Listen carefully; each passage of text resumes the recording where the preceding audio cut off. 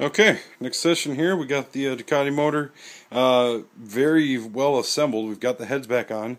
Went ahead and sealed up the existing base gaskets with red RTV, which is perfectly acceptable for the base gasket. Cleaned it off real nice, cleaned the surfaces, fresh RTV, and the metal gasket should be perfectly fine. Remember, in the vertical cylinder, there's that oil passage that goes to nowhere, so you need to put that O-ring back in there. Can't forget about that, or it leaks all over the place. Almost impossible to do otherwise. There's a horizontal cylinder. I went ahead and got some new copper head gaskets. Very nice. It's reusable to a certain degree in case there's some issues after this that I need to address again. So I got a great price on it. I think it was $40 for the pair, which is a steal. If you know anything about Ducati OEM head gaskets, they're like $80 a piece. So pretty good deal there. Really nice quality. So pretty happy with that. So we got both of the cylinders back together. Even started putting some of the timing belts equipment on here. So we got the back plates, the pulleys, and then actually the belts, and they're timed properly, which is pretty easy to do with these with the reference marks. And I just finished setting the tension, which I did with an audio scale. It doesn't sound like much, but it's approximately 110 hertz. So there we go. Everything is pretty good. They're just at the right tension, I think.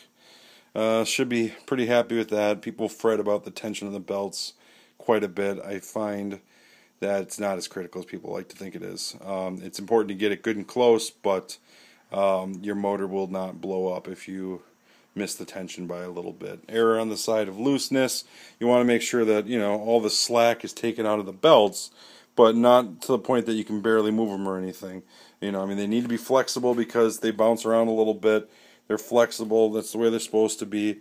There should be play in it, but they should be nice and snug and tight, so there's not going to be any, looseness in any of the cams, and that's the whole idea.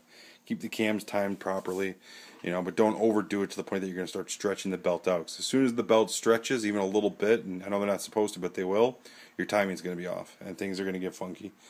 So there's that.